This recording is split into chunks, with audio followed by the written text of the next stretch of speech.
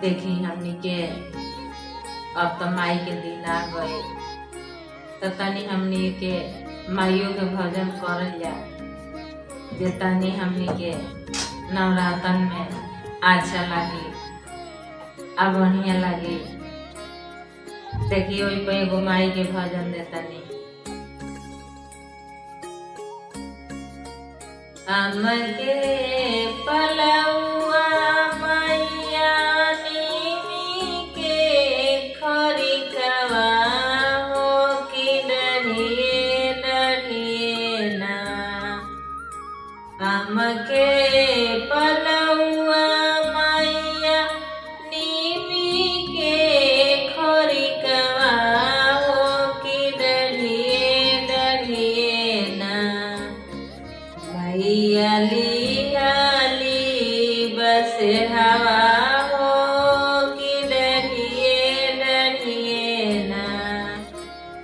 सातो मैया लियाली बस हवा हो कि डरिए डरिए ना। कहले सेवकवा सब कोठवा उठैब हो कि कोठवे ऊपर ना। मैया लीना बसेरवा हो कि कोठवे ऊपर ना।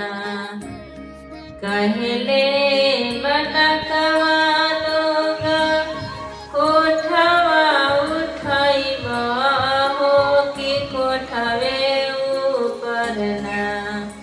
सातो मैया लीना बसेरवा हो कि कोठवे ऊपर ना। कहली सेवकवा सब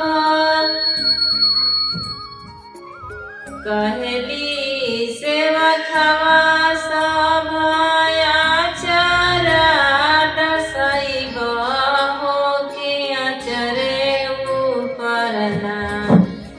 मैया मोरी लीना बसेढ़वा हो कि आचरे ऊपर ना।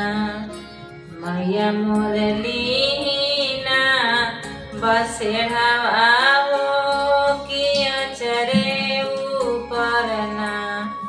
जय हो माई, थोड़ा सा आशीर्वाद दी है माई। हमारे वीडियो को देखने के लिए चैनल को सब्सक्राइब करें